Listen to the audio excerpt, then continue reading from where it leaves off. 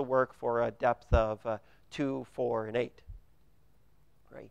If you do a depth of 3 or 6 or 16, then you're in the depth does not divide evenly into the number of CPUs on a socket, and we want to say -CC none. Here we say -CC NUMA node. It allows them to bounce around but keeps them on the same socket.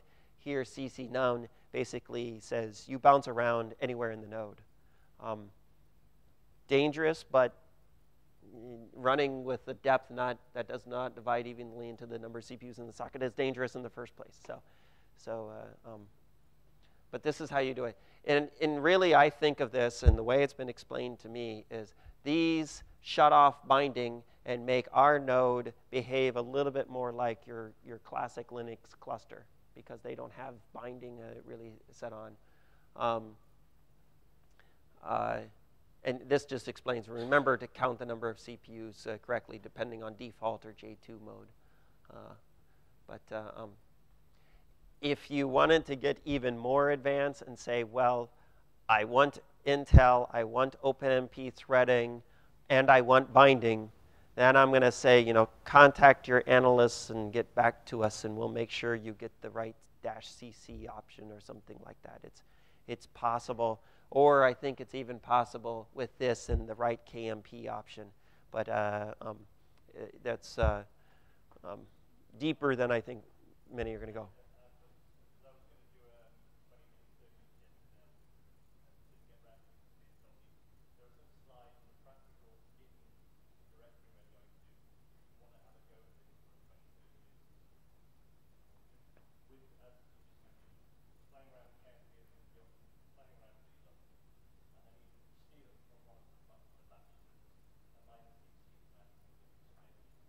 Okay, that's great. Then I don't have to do it any deeper than this, because I keep on going, okay, is this slide still right? So this is just a little something thrown in there, single slide on network bandwidth, a reminder that, whoops, I forgot that one. Huh? I forgot to modify it. You can see whereas the last time I gave this presentation, huh? So, God, it does say Edison in phase 2. Ignore those words, please. Yes, Daint, and get it. Edison is Daint. Hopper would be Rosa. Actually, you're Hopper. Anyway, Edison. So the point of this slide really. Oh, geez. Don't tell them. I'm being recorded. Thank you. The point of all of this in any cascade system compared to the XE system is the network bandwidth is going up. The injection bandwidth is going up by a fair amount, and the global bandwidth is going up by quite a bit. And the amount of the global bandwidth is going up. It depends on both how the cascade is configured and the size of the XE system. Our general rule of thumb is the larger the systems that you're comparing, the better that cascade is going to be, because Cascade's global bandwidth actually scales better than the 3D torus in the XE. The thing that will be interesting is, there was a lot of applications that were liked all-to-all, liked to do 3D FFTs, and you guys live next to a fire base. So they like to do 3D FFTs. They like to do all-to-alls. And some of these things, especially as the Gemini systems grew, they were putting that network under pressure, because that network, if you look at it, the wires were the same wires that were in the original Red Storm in 2004 or 5 or whatever. So that has been upgraded, and it will be interesting to see if those really come back into performing a lot better, and if anyone even goes to the point of revisiting those applications a little bit more, those kinds of algorithms, or some applications they tune as to which way they go. So, and in terms of hotspots in the network, also, even if you weren't doing all-to-all, if you were doing a 3D nearest neighbor, if you were doing a 4D nearest neighbor, it was really easy to create hotspots in a Gemini system. Hotspots, adaptive routing really does work, as far as I can tell. It really does work, and I have tried testing it in various, nasty scenarios, and so it does seem to do a good job of preventing hotspots, and so that will be less of a concern. And so there's other. It's not just all-to-all that could see a boost. There's other communication patterns that we're hopeful we'll see a nice boost. Okay. A couple of words on I/O, and I'm not going to give a full I/O tutorial, but this was one that I think is really obvious. This is and worthwhile noting. So we have to do benchmarks where we do MPI/I/O shared file performance. Now, and I'm not an MPI/I/O or shared file expert here, but basically, you have file per process where every single process is writing out its own file, and you have MPI/I/O shared file. The pro of a shared file is you have only one file. It's nicer in terms of the number of files and metadata performance and everything like that. But we'll see performance isn't as good as the performance isn't as good as file per process. So in this case in particular, what this benchmark did, it had a small transfer to and that should be from a larger record. So the transfer size was actually smaller than the record size, and smaller transfer was bad to begin with. Small transfer that was smaller than the record size is doubly bad, and performance was way low. And I will say this is difficult to achieve, and by itself. And difficult to achieve means you got benchmarkers sitting down trying to debate how to even get this performance, right? My recommendation is to avoid this column and try and have your transfer sizes be larger. Try and have your transfer sizes be the same as the record. And it doesn't have to be a power of 2 to get that performance. But on the other hand, if you're really bandwidth constrained, and if your site allows you to have a larger number of files because you're going to have a file per process, you can get much higher bandwidths out of file per process. You can double, even for these transfer sizes, you can double it again. And we use something called I/O buff for file per process. I'm not going to go into I/O buff. I'm going to just make sure that you guys are aware of it, and you can read the man page on I/O buff, module load I/O buff, and read the man page on I/O buff for a little hint. This is easiest to use when you don't have shared file, when you have file per process. And there's probably something in between a little bit where you don't quite have a file per process. You do a little bit of aggregation yourself, and then you have still a number of unique files. That might be more difficult to do, but you can decide where you want to be on these curves. If bandwidth is really important, maybe file per process is the way to go. If shared file is the advantages of shared file outweigh the file per process, and the bandwidth still is pretty good, that's probably the way to go.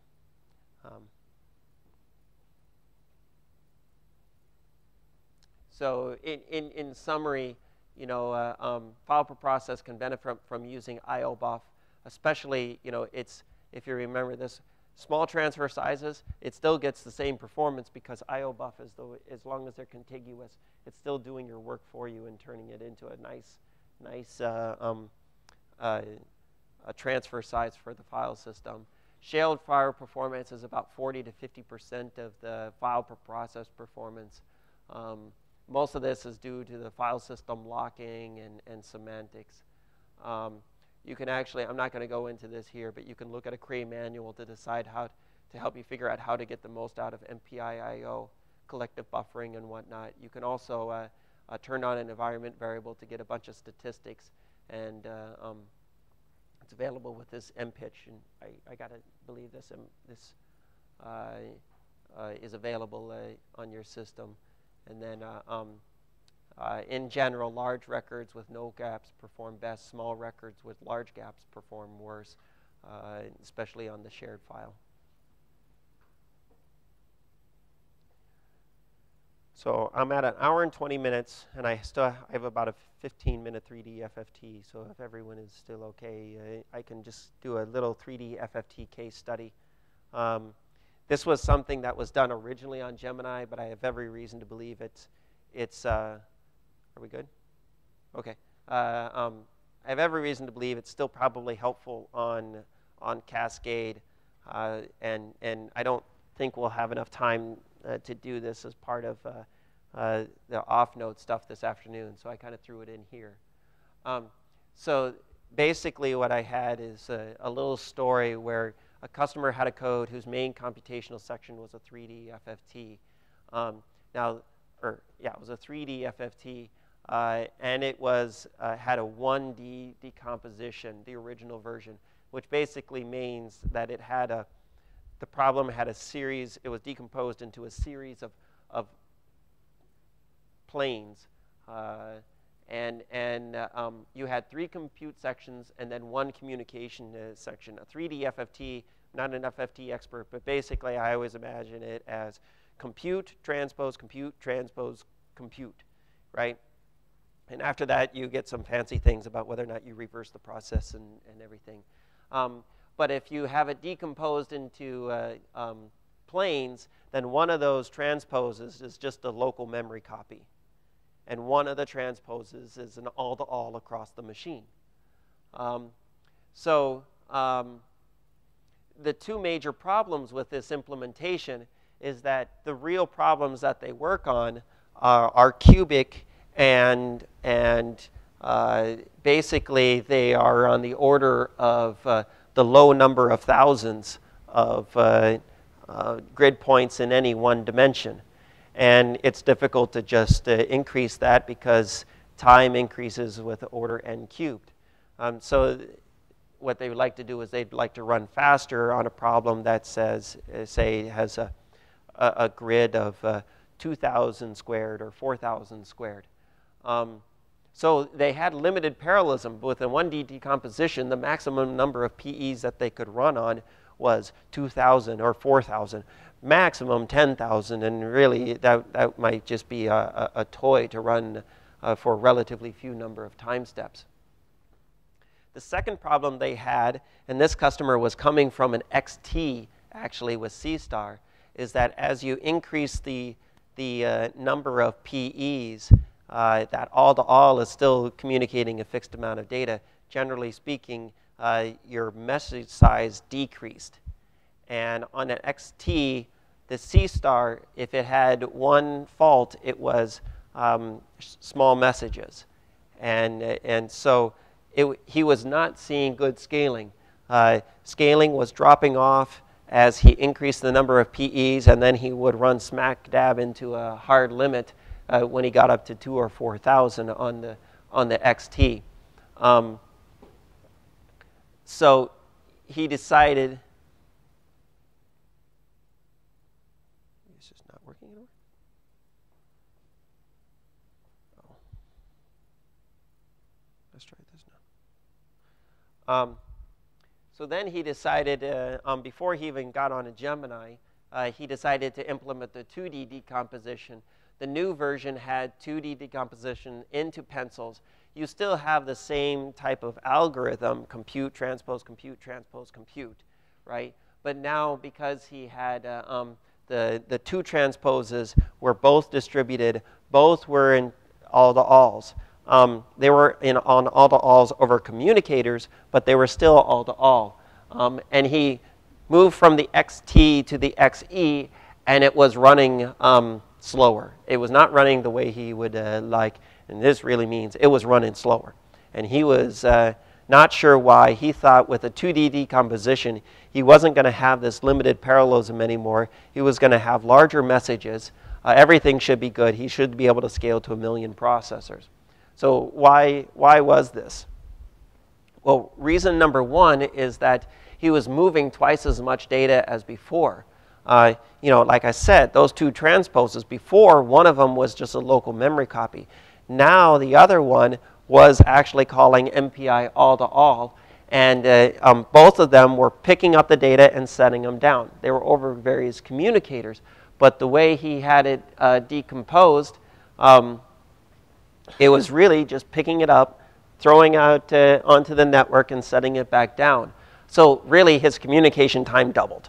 And if anyone's worked with a 3D FFT or an all-to-all, there's a good chance that the all-to-all is the most important part. So doubling the most important part in terms of wall clock time was not the desired behavior.